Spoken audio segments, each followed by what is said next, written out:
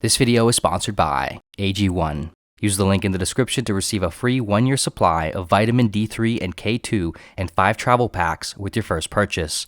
Also, for those interested, my new audiobook, Millions of Little Threads, is now available on Audible in addition to the Pursuit of Wonder website, as well as on Amazon as an ebook and paperback. Links for those will be in the description as well. Life is short. That's what people say. For most of us, when we hear or consider this, it compels us to take more risks, to get more done, to move faster, to see more places and meet more people, to acquire new things and achieve new heights of social and career status.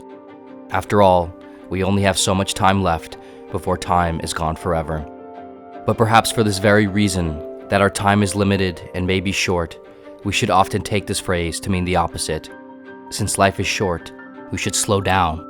We should simplify. Many of us, at least at some point, have wanted an extraordinary life.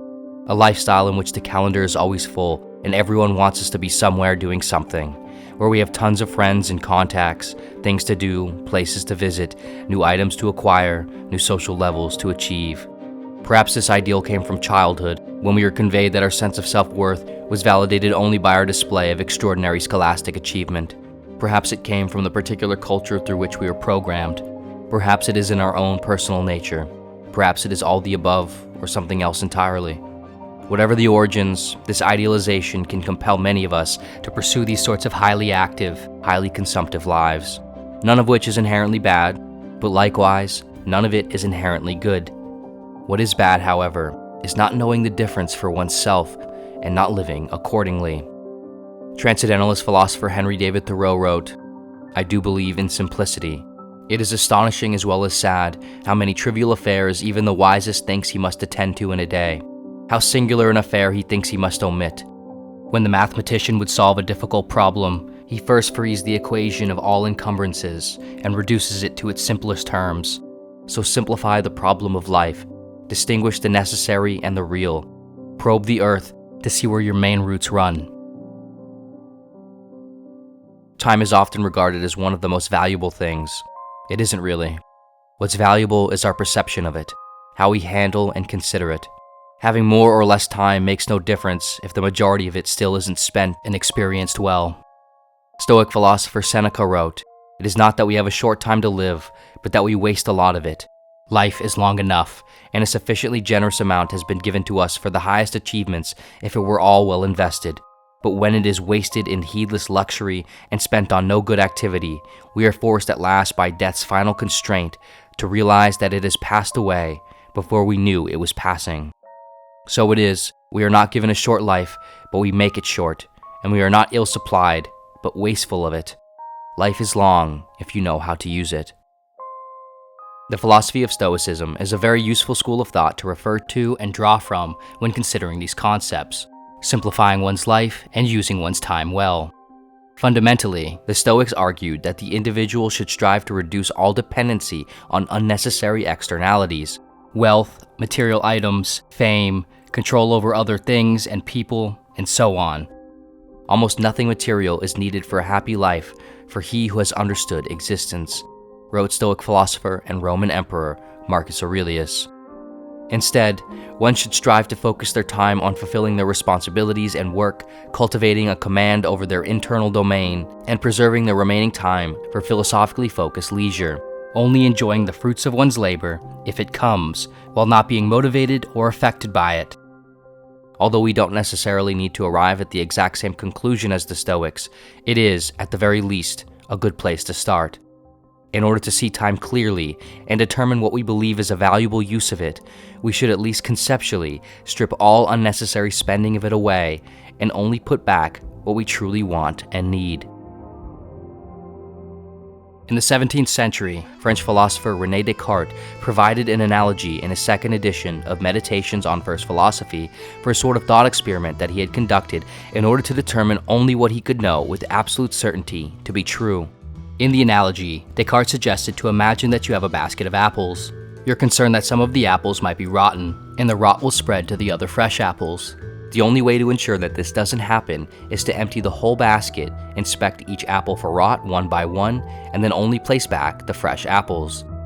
Again, Descartes used this to illustrate his process of doubting empirical and ontological beliefs, but the same thought process can also be applied when considering how we should spend our time. How we choose to spend our time when we have a choice is likewise also a belief.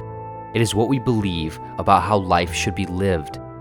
But in truth, how often do we actually inspect the apples of our life? How many of ours are rotten right now? How much has and how much will the rot spread if we don't, at least on occasion, empty the basket to check? A key factor to all of this, to not only understanding how one wants to spend their time, but also successfully executing on what one determines, is somewhat paradoxical. It is both a driving force behind the avoidance of doing what we want and what we know we should do, and the solution to doing what we want and know we should do. The problem and the solution is boredom. The compulsion to do things all the time, be it filling up our life with ceaseless desires, filling up our schedules every week with plans and events, or filling up every quiet moment with the noise of a phone or computer or video game or whatever else, is largely driven by our effort to avoid boredom, both the feeling of boredom and the feeling that others see us as boring. But it is in boredom that we are allowed to think, and it is through boredom that we will discover great comfort, focus, authenticity, and productivity. When we are not compelled to fill our schedule with anything and everything in order to simply avoid boredom or seeming boring, when we are not compelled to satiate the slightest intimation of boredom with a phone or console, we will, instead, begin to more often do the things we otherwise put off, but actually want to do and work on. Like most things, boredom is relative. If, let's say, one has no plans on a Friday night, and they are limiting their phone or video game usage or whatever else, writing that next chapter of that book, or writing out that business plan for that business idea, or journaling about one's thoughts, or calling one's mother or father, or presently enjoying time with just one person who is truly close, or enjoying the night sky quietly with oneself, suddenly become the best and only game in town. When the calendar is barer, when the day is slower, when the room is emptier, what is there left to do but the things you haven't eliminated, the things that matter to you, the things that you put back in the basket? Consequently, not only is a simpler life perhaps more enjoyable and of deeper quality, but it is also often more focused and productive. Of course, this is all to reduce the process into simple terms. Ironically, properly simplifying one's life is rarely simple, but perhaps we can draw from another philosophy to help us with this, the philosophy of Taoism. In Taoism, there is a concept known as Wu Wei, which translates into non-doing or effortless action. This is generally applied to how one carries out work and tasks, suggesting that one engages in tasks with a deep focus and complete immersion, loosening oneself up and surrendering to spontaneous action. But we can also apply this same principle when determining what activities we participate in to begin with. If we should strive to be less forceful within our activities, perhaps likewise, we should strive to be less forceful about our activities. Going with the flow is often taken to mean saying yes to everything and just letting things happen, but perhaps a much more apt interpretation here would mean only saying yes to things that feel natural. In other words, when considering how to spend one's time, perhaps if it is not definitely a yes, it is definitely a no. In the Taoist text, the Tao Te Ching, Lao Tzu wrote, "The supreme good is like water, which nourishes all things without trying to. It is content with the low places that people disdain. Thus, it is like the Tao. In dwelling, live close to the ground. In thinking, keep to the simple. In governing, don't try to control. In work, do what you enjoy.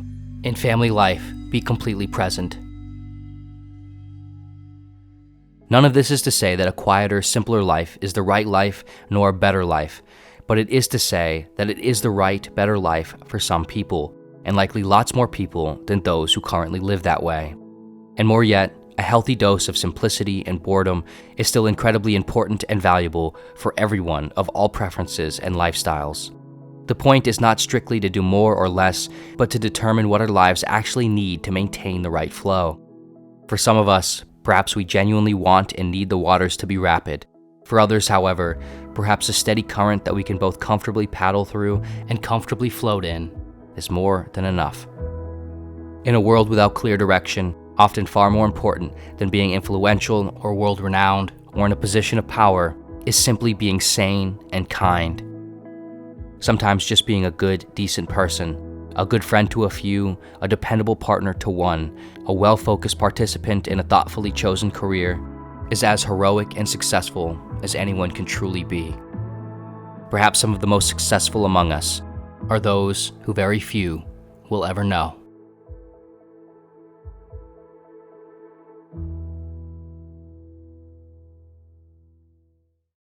This video was sponsored by AG1. When simplifying one's life, it's important that we find solutions to problems that are as easy as possible without compromising our goals and needs. Being someone who can sometimes struggle with getting all the proper nutrition, AG1 completely reduces the friction of hitting health goals, getting comprehensive daily nutrients, and supporting immunity and long-term gut health.